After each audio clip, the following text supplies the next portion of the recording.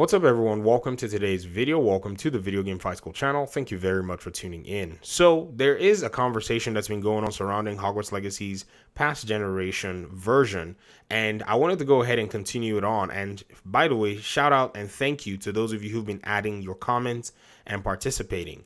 Now, something has spurned regarding the delay of the last version of Hogwarts Legacy. Some people have said, in their own right, that maybe they think Hogwarts Legacy should have just been overall delayed for every single console. Some have said the developers probably need to just go ahead and cancel the, last generation version of the game. Now, this is not as simple as anyone can actually put a finger on. There are a lot of things that must be considered when this action is going to be taken, or if this action should be taken at all. And I'm going to try my best to provide a little bit of nuance to the conversation and just point out a few things that would probably be or have been or have made it impossible, I guess I should put it that way, for the developers to have even considered a cancellation of the last gen version. Now, keep in mind that Hogwarts Legacy has been in development for at least 5 years. If you actually factor that in, 5 years ago, the PlayStation 5 and the Series X and S did not exist. These were probably whispers and rumors of what would happen if there was anybody even talking about that. But that was actually somehow or somewhere around, going to the end of life of the PlayStation 4 and the Xbox One versions of their consoles. So the developers in their conceptualization, building, hiring, and all that would have had the PlayStation 4 and Xbox One in mind in their development. This is how they develop. They get the, device, which is their dev build on a computer. They start developing and start testing and computing on the consoles that are available for them.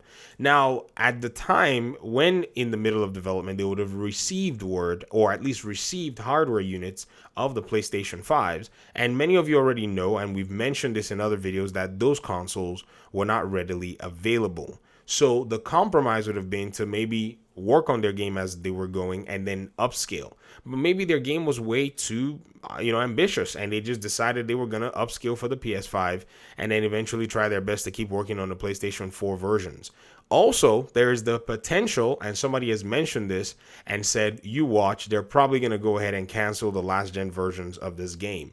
Now, this is a tinfoil hat moment because we don't know this. They haven't confirmed this. And if you jump into this particular, line of discussion, you risk getting hammered for all kinds of reasons. Because if you think about it, there's a likelihood that that version may not be stable enough to come to, gamers at the end of the day. That's one possibility, that they look and say, man, this game cannot run on a PS4 or Xbox One, and there's just no way that we can actually go ahead and release this game. They can be upfront with their community if they get to that April or June timeline in regard to the Switch and go ahead and make that, known.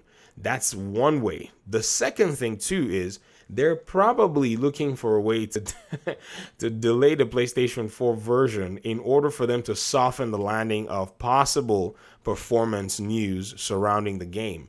Now, they're going to be showing gameplay for Hogwarts Legacy today. So whenever you watch this video, just hours later, the game's going to get some gameplay. But the last time we got to see gameplay in the gameplay showcase that was actually done in their studios with content creator Expect to Go, the game was running at what I thought looked like 30 FPS. If you go back and you watch that video, you're going to realize that the game's performance in that particular presentation was being done on a PlayStation 5 dev build.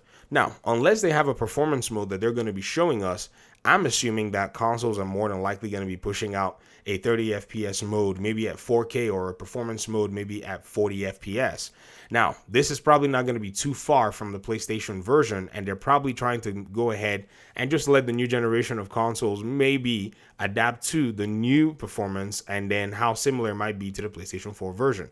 But again, this is a tinfoil hat moment, and so you cannot necessarily hold me to these words, because this is just a hypothesis that I'm throwing out there that I don't even expect to be accurate. But there is the possibility. We've seen games that are ambitious come out on the PlayStation 5 and not get, performance modes because the games could just not run on those, metrics like a Plague Tale. It's not just, say, Gotham Knights. I know some people might point to Gotham Knights, but a Plague Tale was able to run at 30 FPS very well, and its performance mode was 40 FPS, which struggled for a bit until they went ahead to patch things. So when you think about it, it's very, very complicated overall in the conversation.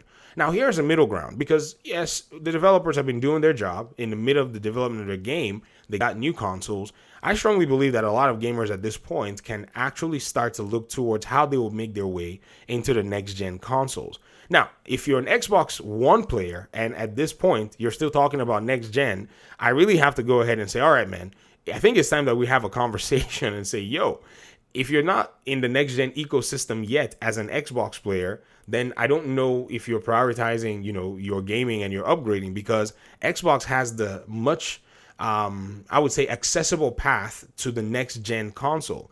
You have the Xbox Series S. If maybe the cost of an Xbox, Series X is a problem, the Series S is actually available and affordable, because that's something that one can plan for and one can actually start to get into that ecosystem, and your library and everything that you've all gathered is not going to be a waste. Now, yes, it is a digital version, but it is still there for you to be able to make an upgrade path. That's how we do it in the PC world. We upgrade our gear as time goes on. Most PC players don't start out playing their games at 4K at the best resolution and so on and so forth. Now, some did. They went straight and bought, the best hardware at the time, but that's not usually how it goes. If you're actually going into the PC ecosystem, we usually recommend that you start with beginner builds and then eventually you start upgrading. And I think Microsoft followed to an extent that, potential line of thinking and made the Series S as well as the Series X.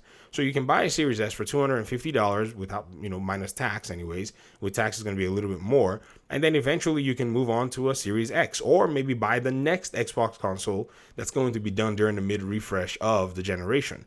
So there are a lot of different things that can be done. And I'm certain that for the Xbox people, this should not be a big problem.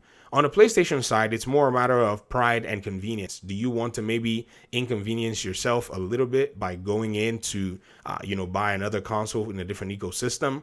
I think it's probably worth it at this time. Microsoft made sure that they had an accessible console so that anyone who wanted to be in the ecosystem can actually benefit from that. So if you get yourself a Series S for the meantime, while you're maybe looking for a PS5, I've seen people still say they can't find PS5s.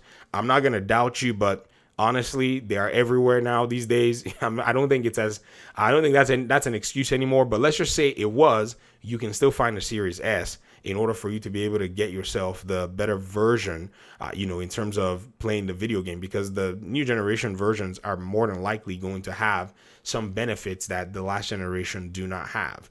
So this whole conversation right now is super entangled, but I think we can just focus today on gameplay, and then that's probably going to run us the course as to exactly what it is we're going to be getting. But I'll leave this video here, and I'd love for you guys to react in the comment section. Thanks so much for watching, and hopefully we'll talk pretty soon in another one. Peace out.